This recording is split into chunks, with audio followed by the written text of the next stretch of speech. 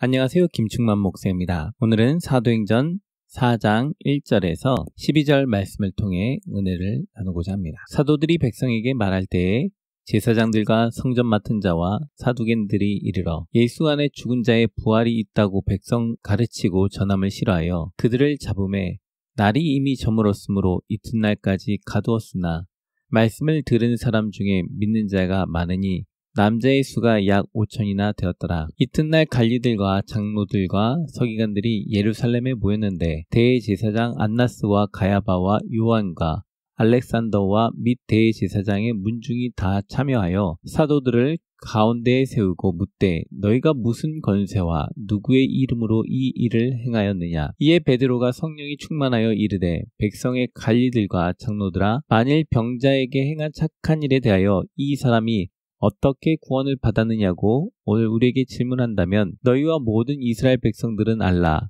너희가 십자가에 못 박고 하나님이 죽은 자 가운데서 살리신 나사렛 예수 그리스도의 이름으로 이 사람이 건강하게 되어 너희 앞에 섰느니라. 이 예수는 너희 건축자들의 버린 돌로서 집 모퉁이의 머릿돌이 되었느니라.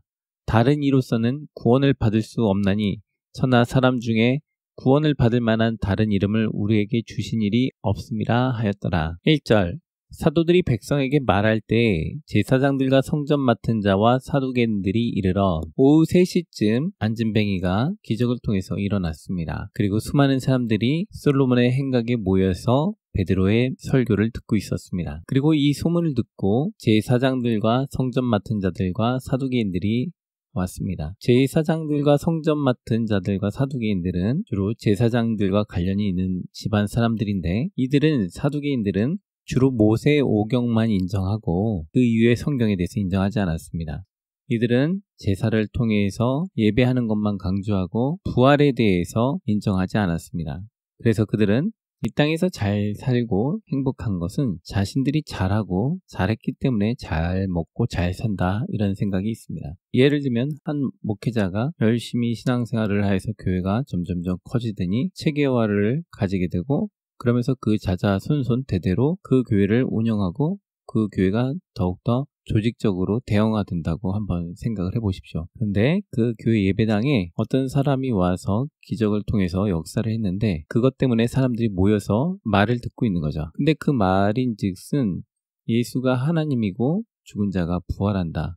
하나님께서 이 사람을 보냈다라고 계속 이야기하고 있는 것입니다. 그런데 기자 가족들은 지속적으로 제사 제도에 대해서 강조하면서 부활에 대해서 믿지 않고 이 사람들이 오히려 예배당에서 이렇게 하는 것이 자신들을 회방한다고 생각이 들 수 있겠죠. 그래서 지금 몰려 나온 것입니다. 2절 예수 안에 죽은 자의 부활이 있다고 백성을 가르치고 전함을 싫어하여 이들은 지속적으로 성도들에게 제사를 강조하며 이 땅에서 자신들이 잘못한 것들을 회개하고 예물을 드리는 것을 강조했습니다. 왜냐하면 성전에 드리는 예물들은 결국 성전에 기속되고 성전에 기속되는 것은 결국 자기와 관련되고 그것이 또한 자신의 권력을 유지하는 밑바탕이 되어졌기 때문에 그렇습니다. 자신들이 여태까지 교육했던 것들과 부합하지 않는다고 생각했기 때문에 부활을 강조하는 것을 싫어했죠. 3절 그들을 잡음에 날이 이미 저물었으므로 이튿날까지 가두었으나 이들의 권력이 얼마나 컸냐면 가둘 정도까지 예배당 안에 가두는 장소가 있습니다.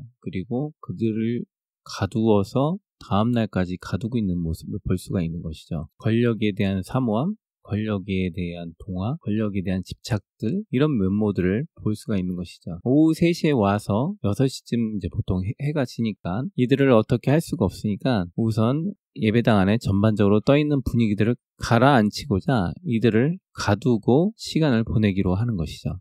4절 말씀을 들은 사람 중에 믿는 자가 많으니 남자의 수가 약 5천이나 되었더라. 베드로의 이 말씀을 듣고 사람들이 많이 믿게 되었습니다. 그때 당시 인구가 약 2만 5천에서 15만 정도로 생각을 하고 있으니까 정확하게는 모르겠지만 대략 한 10% 인구의 약 10%가 믿었다고 생각을 한다면 예루살렘 성 안에서의 그 인구의 10%가 믿었다고 한다면 굉장히 많은 사람들이 믿었다라는 것이죠. 많은 영향을 주고 있기 때문에 지금 이들이 굉장히 긴급하게 대처하고 있다고 볼 수 있는 것입니다. 5절 이튿날 관리들과 장로들과 서기관들이 예루살렘에 모였는데 다음날 이제 관리들과 장로들과 서기관들이 다 모였습니다. 당시에는 약 1%가 글을 배우고 가르치는 능력을 갖고 있었습니다. 그러니까 이 장로들과 서기관들과 관리들은 당대의 많은 사람들에게 영향력을 주고 있는 사람이죠. 베드로는 아무것도 배우지 못한 어부였는데 지금 성전에 와서 사람들에게 많은 영향을 끼치는 것을 보고 이들이 지금 당황하며 사람들이 모여서 회의를 하기 시작하는 겁니다. 이들은 예수 그리스도를 죽였습니다. 예수 그리스도를 거부했습니다. 그리고 이들이 회의를 통해서 예수 그리스도를 로마에 넘겼습니다. 자신들이 죽이는 권한은 없기 때문에 로마에게 그 권한을 힘으로 빌려서 죽이려고 했던 것이죠. 그랬던 모든 자들이 지금 다시 모여서 예수님의 제자인 베드로를 재판하고자 하는 것입니다. 6절 대제사장 안나스와 가야바와 요한과 알렉산더와 및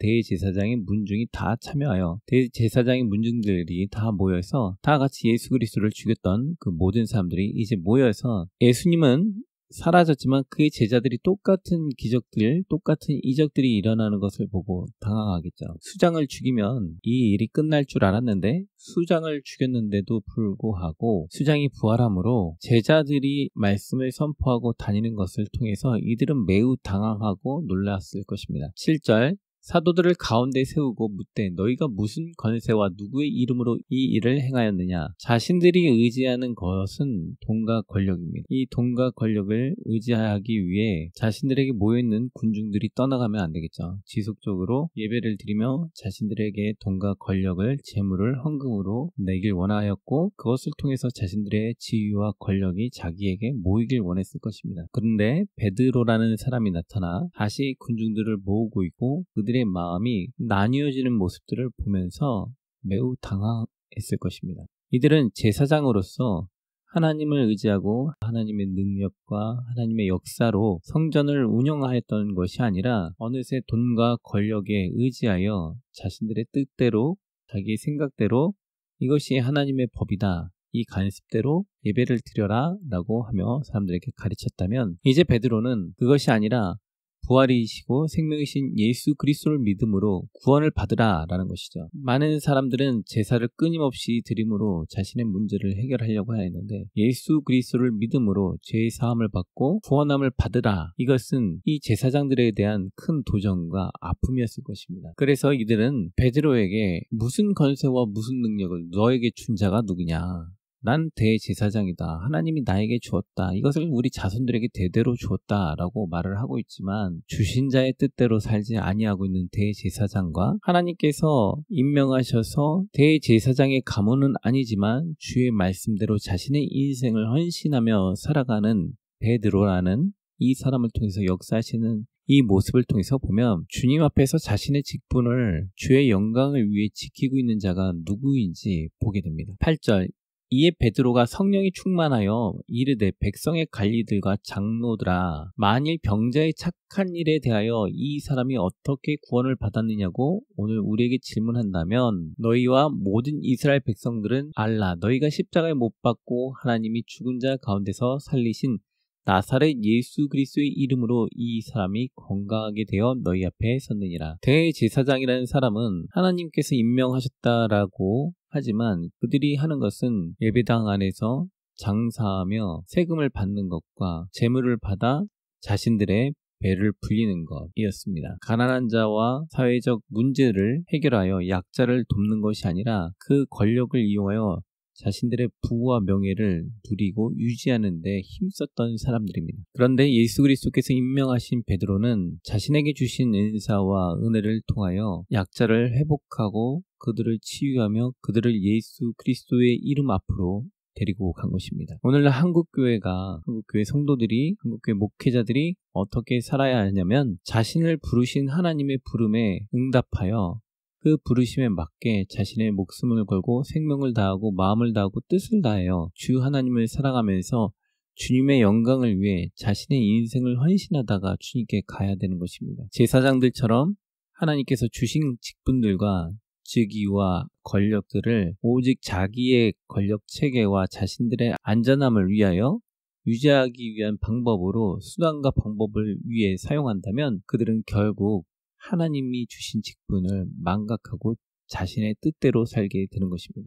하나님의 뜻대로 사니까 주님께서 베드로를 통해 초자연적인 역사를 이루셨고 그 일을 통해 많은 사람들이 예수 그리스도를 믿게 해 주신 것입니다. 11절 이 예수는 너희 건축자들의 버린 돌로서 집 모퉁이의 머릿돌이 되었느니라. 왜 이 권력자들이 정치가들이 이 제사장 가문들이 왜 예수 그리스도를 버렸습니까? 자신들과 맞지 않다고 자신들이 정한 틀과 다르다고 자신들이 원하는 구조를 유지하기 위해선 이런 모양만 갖추어야 한다고 그 돌을 버렸습니다. 그런데 그 돌은 크고 넓어 모퉁이의 돌이 되어 기둥처럼 지지해주고 받쳐주며 여러 돌을 지지해주고 붙잡아주기도 합니다. 또한 그 돌에 언제 어느 때 이 건물을 짓게 되었는지 기록도 할 수 있게 되었습니다. 건축자들이 뭔가 부합하지 않다고 버렸던 돌이 하나님의 교회를 하나님의 나라를 붙들고 있는 큰 축 중에 하나가 된 것입니다. 예수 그리스도를 통해서 수많은 사람들이 이제 천국으로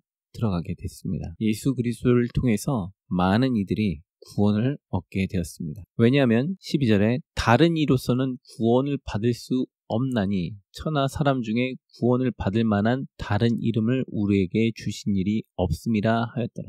제사장들은 죄 사함에 제사의 포커스를 두고 집중하였습니다. 천국에 대한 구원에 대해 집중하지 않았습니다. 오직 제사를 얼마나 많이 드리느냐, 얼마나 잘 드리느냐, 좋은 것 드리느냐, 성도들의 재물에 관심이 많았습니다. 그들이 사오는 양이 마음에 들지 않으면 시장 가서 다시 사오라고 하면서 더 비싼 돈을 주고 양을 사오게 만들었습니다. 그렇게 하여 상인들과 거래하고 그 돈으로 자신들의 배를 불리고 성전을 아름답게 거룩하게 높게 지으며 자신들의 권력과 명예와 영광을 쌓아 올렸습니다. 그러나 그곳에 구원이 없습니다. 주께서는 예수 그리스도를 믿음으로 구원을 받는다고 하였습니다. 베드로는 아무것도 가지지 않은 자였지만 그의 인생을 주님께 바쳤고 주 예수 그리스도를 믿었고 그리하여 놀라운 기적의 역사가 일어났습니다. 오늘날 우리가 믿는 예수 그리스도는 높은 건물에 계신 것도 아니고 낮은 곳에 계신 것도 아니고 좋은 환경에 계신 것도 아니고 좋지 않은 환경에 계신 것도 아닙니다. 주의 이름을 부르는 모든 자들에게 임하시는 분이십니다. 주를 찾으면 주께서 누구에게나 구원을 주십니다. 그러므로 이 복음을 전하고 있는 우리들은 똑바로 잘 살아야 합니다. 예수 그리스도를 통해 뭔가 취하고 얻고 이득을 보고자 한다면 난 그리스도를 똑바로 믿지 못하고 있는 사람일 수 있는 것입니다. 그러므로 하나님의 영광 가운데 바로 서며 베드로처럼 야고보처럼 요한처럼 주님을 위해 열심히 일하며 복음을 전하며 주의 영광을 나타내다가 하나님께 돌아가는 저희가 되었으면 좋겠습니다. 이 사역이 비록 피곤하고 힘들 수 있겠지만 이것을 주님께서 원하실 것입니다. 오늘 말씀을 통해서 느낀 점은 자비랑 사역을 꿈꾸며 나아가는 발걸음이 쉽지 않고 어려운 것이 사실인데 끝까지 포기하지 않고 나아갔으면 좋겠다. 그리고 나도 베드로처럼 누군가에게 도움이 되어지고 누군가에게 구원의 기쁨을 줄 수 있는 사람이 되었으면 좋겠다. 베드로가 그 사람을 고치고 설교를 하고 얻은 유익은 아무것도 없겠지만 주님께서 베드로를 얼마나 사랑하셨을까. 그 사랑을 나도 받고 싶다라는 생각을 하게 되었습니다. 현실과 영적인 상황이라는 이 갈등의 상황 속에서 잘 조화롭게 지혜롭게 하나님이 보시기에 기쁘시기에 잘 살다가 하나님께 가는 사람이 되자 라는 마음을 가지게 되었습니다. 오늘 하루도 주님 안에서 크신 은혜와 평강 가운데 행복하시길 축복합니다. 감사합니다.